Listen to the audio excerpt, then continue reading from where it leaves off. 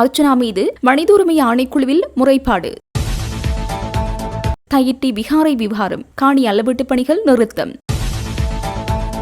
காணாமல் போன $6 லட்சம் அஞ்சல் திணைக்களம் குறித்து விசேட விசாரணை. யாழ் கடற்றொழிலாளரை கடத்திய தமிழக கடற்றொழிலாளர்கள், வெளியான காணொலியால் பரபரப்பு. சாணத்தால் தாக்கப்பட்டமை தொடர்பில் ஹர்சன சூரிய பெரும வெளியிட்ட பரபரப்பு தகவல். இரு நாட்டு மீனவர்களுக்கும் இடையில் மோதலை தூண்டிவிடும் செயல்பாடு, சிவில் அமைப்பு பிரதிநிதி கண்டனம். லஞ்ச ஊழல் ஆணைக்குழுவில் 3 மணி நேரம் வாக்குமூலம் வழங்கிய மைத்திரி. மாயமான $2.5 பில்லியன் அமெரிக்க, நாட்டு மக்களுக்கு ஜனாதிபதி கூறப்போகும் முக்கிய செய்தி. பாதிக்கப்பட்ட மீனவரின் பாதுகாப்பு தொடர்பில் தமிழ்நாடு அரசு கவனம் செலுத்த வேண்டும், நாமல் கோரிக்கை.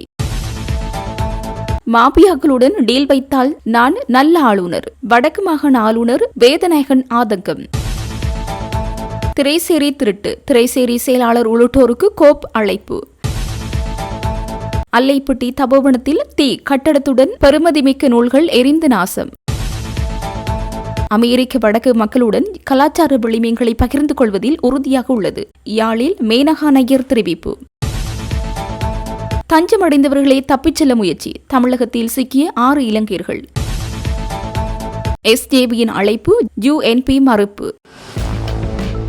உலக அமைதியை நோக்கமாக கொண்ட ஏகி பசிகோ அமைதி நடைபயணம் இன்று பிற்பகல் நிறைவடைந்தது. கொழும்பு சுதந்திர சதுக்க வளாகத்தில் நடைபெற்ற அரச விழாவில் ஜெயஸ்ரீ மகாபோதியின் போதி மரக்கன்றினை வியட்நாம் நாட்டைச் சேர்ந்த வணக்கத்திற்குரிய பஞ்சங்கர தேரரிடம் ஜனாதிபதி அனுரகுமார திசாநாயக்க கையளித்ததை தொடர்ந்து இந்த நிகழ்வு நிறைவுக்கு வந்தது. உலக அமைதி குறித்து உலக மக்களின் கவனத்தை ஈர்க்கும் நோக்கில் முன்னெடுக்கப்பட்ட இந்த அமைதி நடைபயணம் ஏப்ரல் 22 தம்புள்ளை ரஜமகா விகாரையில் ஆரம்பமானது.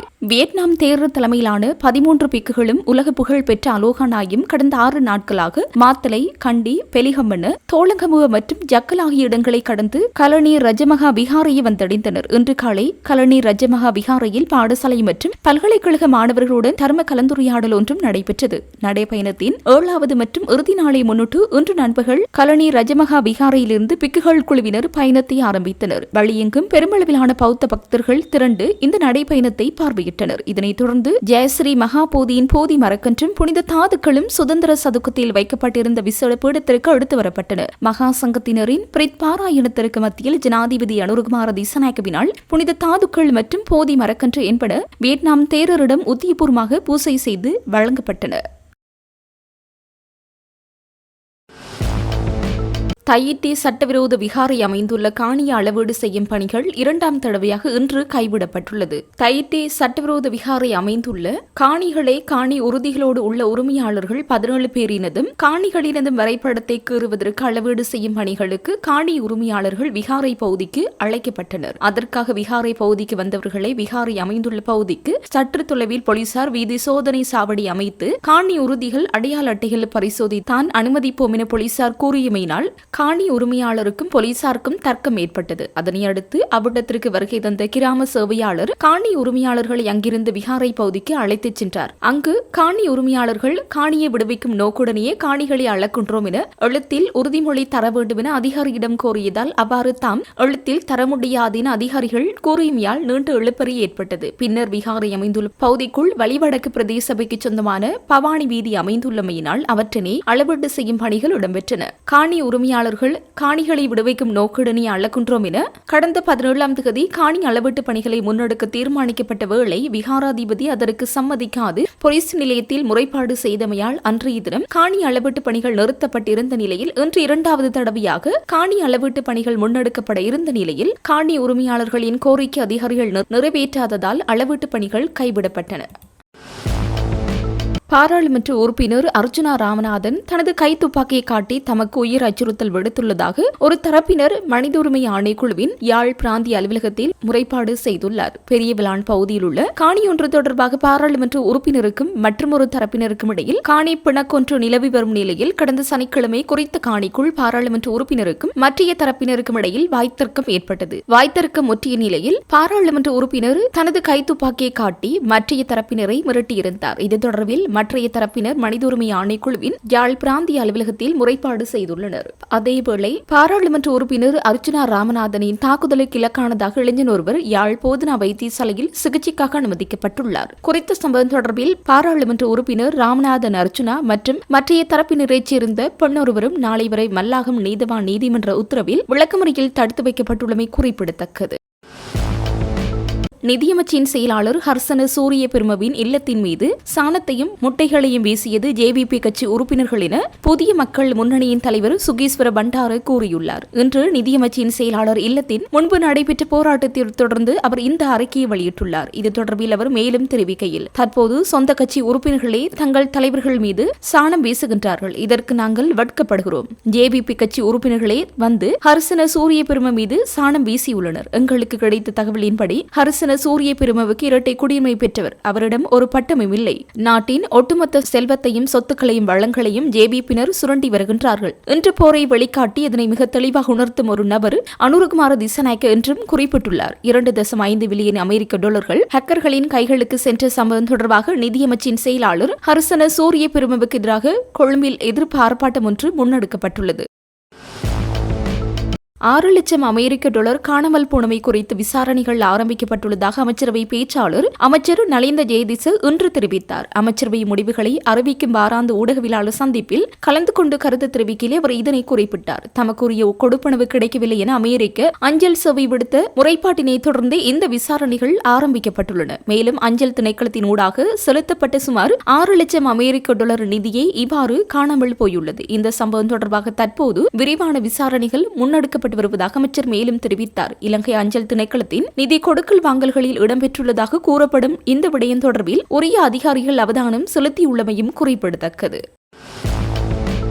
யாழ்ப்பாணம் பலாலி வடக்கிலிருந்து நேற்று முன்தினம் 15 கடல் மைல் தூரத்தில் மீன்பிடியில் ஈடுபட்டுக் கொண்டிருந்த கடற்றொழிலாளர்கள் 3 மீது தமிழக கடற்றொழிலாளர்களால் தாக்குதல் நடாத்தப்பட்டுள்ளது. இலங்கை கடற்பரப்பினுள் எல்லை தாண்டி மீன்பிடியில் ஈடுபட்டதாக கூறப்படும் 5 தமிழக கடற்றொழிலாளர்கள் இலங்கை கடற்றொழிலாளர்கள் மீது வாளால் வெட்டியும் பெட்ரோல் குண்டு வீசியும் தாக்குதல் மேற்கொண்டுள்ளதாக கூறப்படுகிறது. இதன்போது தமிழக கடற்றொழிலாளர்கள் ஒரு இலங்கை கடற்றொழிலாளரை பலவந்தமாக தமது படகில் ஏற்றிச் சென்றுள்ள நிலையில் மற்ற 2 தப்பி மீண்டு வந்துள்ளனர். இந்த நிலையில் கடத்திச் செல்லப்பட்ட கடற்றொழிலாளரை கயிற்றால் கட்டி அடித்து துன்புறுத்தும் காணொலிகள் தற்போது வெளியாகி பெரும் பரபரப்பை ஏற்படுத்தியுள்ளது. தமிழகத்தின் கீழையூர் காவல்துறையினர் குறித்த யாழ்ப்பாண கடற்றொழிலாளரை மீட்டுள்ளதாக கூறப்படும் நிலையில் தாக்குதலுக்கு இலக்காகி முகம் உள்ளிட்ட பல பகுதிகளில் பலத்த காயங்கள் ஏற்பட்டுள்ளமையால் அவரை நாகப்பட்டினம் அரசு மருத்துவக் கல்லூரியில் அனுமதித்துள்ளனர்.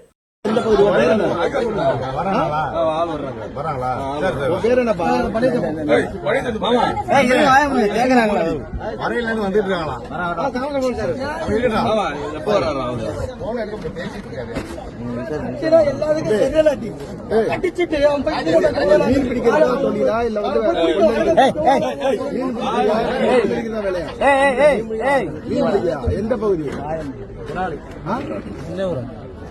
ஜப்னாவா ஜப்னால எங்க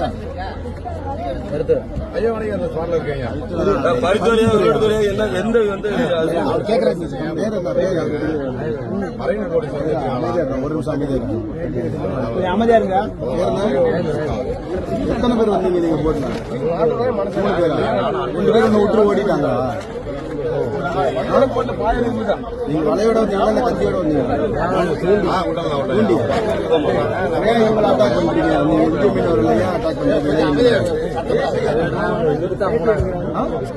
பண்றீங்க. அட்டாக் பண்றீங்க வந்து படகிட்ட வந்தீங்க.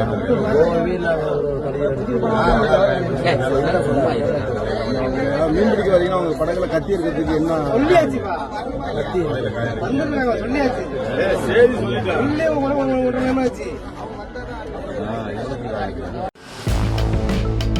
யாழ்ப்பாணத்தைச் சேர்ந்த மீனவர் ஒருவர் தமிழ்நாட்டின் சில மீனவர்களால் தாக்கப்பட்ட சம்பவம் குறித்து நாடாளுமன்ற உறுப்பினர் நாமல் ராஜபக்ச தனது கரிசனையை வெளியிட்டுள்ளார். குறித்த சம்பவம் தொடர்பாக அவர் தனது உத்தியபூர்வ எக்ஸ் தளத்தில் வெளியிட்டுள்ள பதிவிலேயே இவ்விடயத்தை தெரிவித்துள்ளார். குறித்த பதிவில் எமது மீனவர்களில் ஒருவரை தமிழ்நாட்டைச் சேர்ந்த மீனவர்கள் கொடூரமாக தாக்கியுள்ள சம்பவம் மிகவும் கவலைக்குரியது. இத்தகைய வன்முறைகள் முற்றிலும் ஏற்க முடியாதவை. அரசு உடனடியாக தலையிட்டு அவரின் உடனடி பாதுகாப்பை உறுதி செய்து அவர் விரைவாகவும் பாதுகாப்பாகவும் நாட்டிற்கு திரும்புவதற்கு தேவையான அனைத்து நடவடிக்கைகளையும் எடுக்குமாறு நான் வலியுறுத்துகிறேன். இந்த சம்பவம் வடமாகாணத்தைச் சேர்ந்த எங்கள் மீனவர்களை பாதுகாக்க வலுவான எல்லை கட்டுப்பாட்டு நடவடிக்கைகள் அவசியம் என்பதையும் வலியுறுத்துகிறது. தமிழ்நாடு அரசியல்வாதிகள் இலங்கை தமிழர் பிரச்சினைகளை அரசியல் லாபத்திற்காக பயன்படுத்துவதில் திறமையாக இருந்தாலும் தமிழ்நாடு நிலப்பரப்பில் அதுவும் அங்குள்ள போலீசாரின் முன்னிலையில் எங்கள் மீனவர்கள் தாக்கப்படும் போது அமைதியாக இருப்பது கவலைக்குரியது என பதிவிட்டுள்ளார். செம்மணி சித்தப்பாத்தி மனித புதைகுழியின் 3ஆம் கட்ட அகழ்வு பணிகள் இன்றைய தினம் யாழ்ப்பாண நீதவான் நீதிமன்ற நீதவான் எஸ். லெனின்குமார் முன்னிலையில் ஆரம்பிக்கப்பட்டது. செம்மணி மனித புதைகுழியில் இதுவரை 2 கட்டங்களாக மேற்கொள்ளப்பட்ட அகழ்வு பணிகளின் போது 240 மனித எண்புக்கூட்டு எச்சங்கள் அடையாளம் காணப்பட்டுள்ள நிலையில் 239 எண்புக்கூட்டு எச்சங்கள் அகழ்ந்தெடுக்கப்பட்டுள்ளன. இந்த நிலையில் 3ஆம் கட்ட அகழ்வு பணிகள் நேற்று ஆரம்பிக்கப்பட்டதன் தொடர்ச்சியாக இன்றும் அகழ்வு பணி முன்னெடுக்கப்பட்டது. இன்றைய அகழ்வின் இறுதியில் எந்தொரு மனித எச்சங்களும் அகழ்ந்தெடுக்கப்படவில்லை என்றும் நாளை காலை 8 மணி முதல் அகழ்வு பணிகள் ஆரம்பிக்கப்படும் என்றும் சட்டத்தரணி ரணிதா தெரிவித்துள்ளார். கடலில் வைத்து ஒரு மீனவரை பிடித்துக் கொண்டு போய் கயிற்றால் கட்டப்பட்ட நிலையில் தமிழ்நாட்டு மீனவர்கள் குறித்து இலங்கை மீனவரை கடற்கொள்ளையர் என சந்தேகத்தின் பேரில் பிடித்து அவரை அடித்து துன்படுத்தப்படுகிற காயப்படுத்துகிற விதமான புகைப்படங்கள் காணொலி சமூக வலைதளங்கள் ஊடாக வெளிவந்துள்ள நிலையில் குறித்த மனிதாபிமானமற்ற செயற்பாட்டிற்கு சிவில் சமூகம் சார்பாக வன்மையான கண்டனத்தை தெரிவித்துக் கொள்வதாக மன்னார் சமூக பொருளாதார மேம்பாட்டுக்கான நிறுவனத்தின் பணிப்பாளர் ஜாட்சன் பிகிராடோ தெரிவித்தார். மன்னார் மாவட்டத்தில் டிட்பா புயலால் பாதிக்கப்பட்ட மீனவர்களுக்கு மன்னார் சமூக பொருளாதார மேம்பாட்டுக்கான நிறுவனத்தின் ஏற்பாட்டில் நண்டு வலைகள் வழங்கி வைக்கும் நிகழ்வு இன்றைய தினம் மன்னார் மாவட்ட செயலக மண்டபத்தில் இடம்பெற்றது. மன்னார் பிரதேச செயலாளர் பிரிவில் தெரிவு செய்யப்பட்ட 25 மீனவர்களுக்கு குறித்த நண்டு வலைகள் வழங்கி வைக்கப்பட்டன. இதன் போது கலந்து கொண்டு கருத்து தெரிவிக்கையிலே அவர் இவ்வாறு தெரிவித்தார். ஒரு மீனவரை பிடித்துக் கொண்டு போய் சமூக வலைத்தளங்களில் எல்லாம் பார்க்கக்கூடியவாறு ஒரு நைலோன் கயிறுகளால் கட்டப்பட்ட நிலையில தமிழ்நாட்டு மீனவர்கள் கடல் கொள்ளையர் என்ற சந்தேகத்தின் பேர்ல பிடித்து அவர்களை அடிக்கிறது, அவர்களை காயப்படுத்தும் விதமான போட்டோக்களை நாங்கள் சமூக வலைத்தளங்கள்ல பார்க்கிறோம். இதற்கான கண்டனத்தை நான் முதலாவது தெரிவித்துக் கொள்ள விரும்புகிறேன். இது ஒரு வழக்குள்ள சந்தர்ப்பமாக இருந்தாலும் சிவில் சமூகம் என்ற ரீதியில உண்மையில தெரியும் அவர்கள் கடற்கொள்ளையர்களாக இருந்தால் ஒழுங்கான சட்ட நடவடிக்கை இருக்கிறது. 2 நாடுகளுக்குமான ராஜதந்திர முறை இருக்கிறது. அவர்களை பிடித்து நீங்கள் சட்டத்தின் முன் கையளிக்கப்பட வேண்டும். அது முறையாக விசாரணை செய்யப்பட்டு 2 நாடுகளும் ராஜதந்திர ரீதியாக கையாளப்பட வேண்டும். அதனை விடுத்து சக மீனவர்களுக்கு இடையிலே நீங்களே தண்டனை கொடுக்க அல்லது பிடித்து அவர்களை 2 பேருக்கும் மாறி மாறி இலங்கையில் இருக்கின்ற மீனவர்களும் தமிழ்நாட்டில் இருக்கிற மீனவர்களுக்கும் இடையிலே நீங்கள் அந்த முழுகலை உருவாக்குவீர்கள் என்றால் இது ஒரு பெரிய ஆபத்தான நிலையை உருவாக்கும். ஏனென்றால் தெரியும், தற்காலம் தடை செய்யப்பட்ட காலத்தில் இந்தியா மீனவர்கள் இழுவை படகுகள் தற்போது தடை செய்யப்பட்டிருக்கிறது. தடை செய்ய மீன் அவர்கள் இந்த காலம் என்றால் உற்பத்தி காலம் என்றபடியினால் அவர்கள் வரமாட்டார்கள். கடல் உற்பத்தி இனங்கள் பெருகிற காலம் என்றபடியினால வரமாட்டார்கள். ஆனால் நாட்டு படகுகள் இன்றும் வந்து கொண்டிருக்கின்றன. இழுவப்படகுகள் வாரத்தில் 3 தடவைகளுக்கு மேல் 500 தொடக்கம் 1500 இழுவை படகுகள் எங்களுடைய வளத்தை கொள்ளையடித்துக் கொண்டிருக்கிறீர்கள். எங்களுடைய நாட்டு வளத்தை அபகரித்துக் கொண்டிருக்கிறீர்கள். ஆனால் குடிக்கும் அனைவரையும் மரியாதையாகவும் கண்ணியமாகவும் கௌரவமாகவும் எங்களுடைய நீதிமன்றத்தில் இங்கே இருக்கின்ற மீனவர்கள் அவர்களை கையளிப்பதுதான் தார்மீக முறை. அதுதான் சக மீனவர்களுக்கு இடையிலான உறவை வலுப்படுத்தும். குற்றம் செய்தவர்கள் நீதிமன்றம் தான் கண்டிக்கலாம். அதற்கான தீர்ப்பை வழங்கும். 2 நாடுகளுக்கு இடையிலான ராஜதந்திரங்கள் கவனமாகவும் கௌரவமாகவும் மதிக்கப்பட வேண்டும். ஆனால் நாங்கள் பார்க்கும்போது ஒரு மீனவரை அவர் என்ன குற்றம் செய்திருக்கலாம், ஆனால் அதை நீதிமன்றங்கள் தான் கையாள வேண்டும். அதற்கான விசாரணை செய்து முறையான தண்டனைகள், அவர் குற்றம் செஞ்சிருந்தால் அவருக்கான தண்டனை வழங்கப்பட வேண்டும். அல்லது அவர் நிரபராதி என்றால் முறையாக அந்த நாட்டினுடைய ராஜதந்திர முறைப்படி அவரை விடுதலை செய்யப்பட வேண்டும். அது ஒரு ஒழுக்கம். அதுதான் மீனவர்களுடைய தார்மீக கடமை. மீண்டும் ஒரு முறை அந்த மீனவர்களை சக மீனவர்களை நீங்கள் உங்களுடைய கையிலே எடுக்காதீர்கள் சட்டத்தை, அல்லது நீங்களே தண்டனை கொடுக்க முயலாதீர்கள். அது 2 நாட்டு மீனவர்களுக்கு இடையிலே பாரிய பிளவை ஏற்படுத்தும், பாரிய பிரச்சனை ஏற்படுத்தும் என்பதை எனது சிவில் சமூகமாக இந்த கண்டனத்தை நான் வலியுறுத்தி கொண்டு இந்த நிகழ்வுக்காக வருகை தந்திருக்கின்ற எங்களுடைய மன்னார் மாவட்டத்தினுடைய மீனவர் ஒவ்வொருவரையும் நாங்கள் அன்போடு வரவேற்கின்றோம். வழங்கப்படுற வரை ஒரு பெரிய பெருமதியான அல்லது உங்களை கோடீஸ்வரர்களாக நாங்கள் இது பண்ணல. இருந்த போதிலும் இந்த வரை உங்களுக்கு சிறிதாவது உதவி செய்ய வேண்டும் என்றது மையமாக கொண்டுதான் இந்த வலை வழங்கல் நிகழ்வை நிறுவனம் தெரிவு செய்யப்பட்ட 25 மீனவர்களுக்கு தான் இந்த வலையினை வழங்குவதற்காக இருக்கிறது. என்று சொன்னால் எங்களுடைய இந்த நாங்கள் மீனவர்கள் கரையோர மீனவர்கள் ஏனென்றால் டிட்வா புயல பாதிக்கப்பட்டவர்களுக்கு ஒவ்வொரு சங்கங்களுக்கு ஊடாக தெரிவு செய்யப்பட்ட 5 மீனவர்கள் அது எங்களுடைய ஃபிஷரிஸ் டிபார்ட்மெண்டால் உறுதிப்படுத்தப்பட்ட ரீதியில நாங்கள் இன்றைக்கு இதை வழங்கி வைக்க இருக்கிறோம். பிரச்சனை என்றது எங்களுக்கு தான் தெரியும். ஏனென்று சொன்னால் இந்த காலம்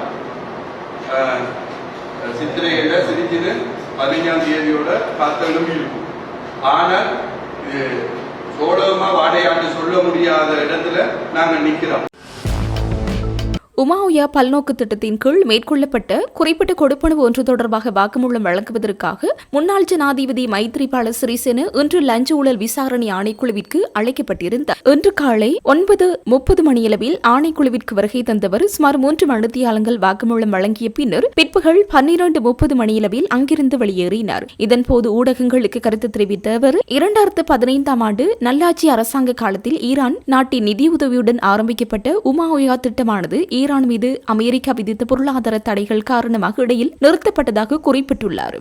இதனால் திட்டப்பணிகளை தொடர அரசாங்கத்திடம் நிதியை பயன்படுத்த வேண்டிய நிலை ஏற்பட்டதாகவும் இதுகுறித்து தன்னிடம் விளக்கம் கோரப்பட்டதாகவும் அவர் தெரிவித்துள்ளார். தொடர்ந்து அரசியலில் தனது நிலைப்பாடு குறித்து பேசியவர் தான் தற்போது தீவிர அரசியலில் ஈடுபடவில்லை என்றும் யுத்தம் போன்றதொரு சூழல் நிலவும் இத்தருணத்தில் மே தினத்தை கொண்டாட முடியுமா என்றும் கேள்வி எழுப்பியுள்ளார். மேலும் சர்ச்சைக்குரிய $2.5 மில்லியன் தொடர்பில் கேட்கப்பட்ட கேள்விக்கு பதிலளித்தவர் அதன் துல்லியமான விவரங்கள் தெரியாமல் அது குறித்து எதனையும் கூற முடியாது என தெரிவித்துள்ளார். மகா திரைசேரியிலிருந்து $2.5 மில்லியன் சைபர் தாக்குதல் மூலம் திருடப்பட்ட சம்பவம் குறித்து விசாரணை நடத்துவதற்காக திரைசேரி செயலாளர் ஹர்சன சூரிய பெரும உள்ளிட்ட நிதியமைச்சின் உயர்மட்ட அதிகாரிகள் குழுவினரை அரசாங்க நிதி பற்றிய குழு முன்னிலையில் அழைக்க தீர்மானிக்கப்பட்டுள்ளது. பாராளுமன்ற உறுப்பினர் கலாநிதி ஹர்சடி சில்வா தலைமையிலான குறித்த குழுவின் முன்னிலையில் எதிர்வரும் 30ஆம் தேதி ஆஜராகுமாறு இந்த அதிகாரிகளுக்கு அறிவுறுத்தப்பட்டுள்ளது. மாபியாக்களுடன் டீல் வைத்திருந்தால் மோசடியாளர்களின் கோரிக்கைகளுக்கு இணங்கினால் செல்வாக்குள்ள சிலரின் தனிப்பட்ட விருப்பு வெறுப்புகளுக்கு செவி சாய்த்தல் அல்லது அவர்கள் கோருபவர்களுக்கு விரும்பிய இடமாற்றங்களை வழங்கினால் என்னையொரு நல்ல ஆளுநர் என்று பலரும் புகழ்வார்கள். ஆனால் அதை விடுத்து சரியானது எதுவோ அதை செய்தால் தோற்றுவார்கள். இப்படியானதொரு சவாலான சூழலுக்குள் தான் நீங்களும் பணியாற்றப் போகிறீர்கள். யார் என்ன சொன்னாலும் நீங்கள் மக்கள் நலன் சார்ந்த சரியான விடயங்களையே செய்ய வேண்டும். நேர்மையாக செய்யப்படும் உங்களுக்கு நாங்கள் எப்போதும் துணை நிற்போம் என வடக்கு மாகாண ஆளுநர் நா வேதநாயகன் தெரிவித்தார். வடக்கு மாகாண பொதுச்சேவையின் இணைந்த சேவை பதவிகளுக்கான நியமன கடிதங்கள் வழங்கும் விசேட நிகழ்வு பிரதம செயலாளர் அலுவலகத்தின் ஏற்பாட்டில் வடக்கு மாகாண சபையின் பிரதம செயலாளர் கேட்போர் கூடத்தில் இன்று காலை நடைபெற்றது. இந்த நிகழ்வில் பிரதம அதிதியாக கலந்து கொண்டு புதிய உத்தியோகத்தர்களுக்கு மத்தியில் உரையாற்றும் போது ஆளுநர் மேற்கண்டவாறு தெரிவித்தார்.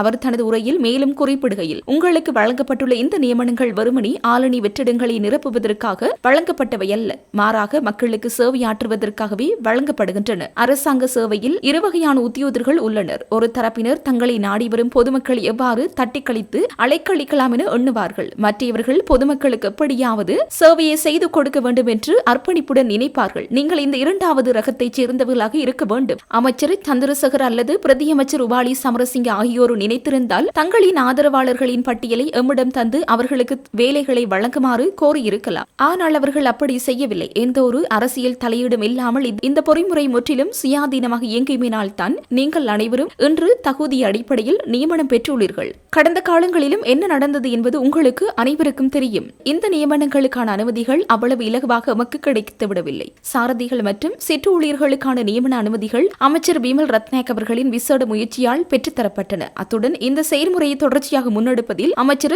சந்திரசேகர மற்றும் பிரதியமைச்சர் உபாலி சமரசிங்க ஆகியோர் பெரும் பங்களிப்பை செய்திருந்தனர். அவர்களை நாம் நன்றியுடன் நினைவு கூறுகின்றோம். ஜனாதிபதி அனுரகுமார திசாநாயக்க தலைமையிலான அரசாங்கம் நேர்மையாக செயற்படுவதாலேயே பலரின் தோற்றுதலுக்கு இலக்காக வேண்டியுள்ளது. எனினும் நேர்மையாக செயற்படுவர்களுக்கு அரசாங்கம் எப்போதும் பக்கபலமாக இருக்கும். கடந்த காலங்களில் நியமனங்கள் இலங்கை முழுவதற்குமாக வழங்கப்பட்டன. ஆனால் இப்போது வடக்கு மாகாணம் முழுவதிலும் எந்த ஒரு இடத்திலும் பணியாற்ற தயாராக இருக்க வேண்டும். உங்கள் சேவையின் வடக்கு மாகாணத்திற்குள்ளேயே உங்களுக்கு வழங்கப்படுகின்றது. எனவே நீங்கள் வடக்கு மாகாணம் முழுவதிலும் எந்த ஒரு இடத்திலும் பணியாற்ற தயாராக இருக்க வேண்டும். உங்கள் சேவையின் ஊடாக மக்கள் ஒரு சிறந்த மாற்றத்தை உணர வேண்டும் என்றார். இந்த நிகழ்வில் உரையாற்றிய அமைச்சரும் யாழ் மாவட்ட ஒருங்கிணைப்பு குழு தலைவருமான சந்திரசேகர் அவர்கள் கடந்த கால அரசாங்கங்கள் நியமனங்களை வழங்காமல் அரசு இயந்திரத்தை படிப்படியாக செயலிழக்கச் செய்தன. ஆனால் எமது தேசிய மக்கள் சக்தி அரசாங்கம் ஆட்சிக்கு வந்ததும் தகுதியானவர்களுக்கு நியமனங்களை வழங்கி அரசு சேவையை மீண்டும் வலுப்படுத்தி வருகின்றது என குறிப்பிட்டார். தொடர்ந்து உரையாற்றிய பிரதியமைச்சரும் வன்னி தேர்தல் மாவட்ட ஒருங்கிணைப்பு குழு தலைவருமான உபாலி சமரசிங்க அவர்கள் இந்த நியமனங்களில் எமக்கு வேண்டியவர்களை நியமிக்குமாறு எந்த கட்டத்திலும் நாம் தலையிடவில்லை. முழு செயல்முறையும் அதிகாரிகளால் முற்றிலும் சுயாதீனமாகவே மேற்கொள்ளப்பட்டது என தெரிவித்தார்.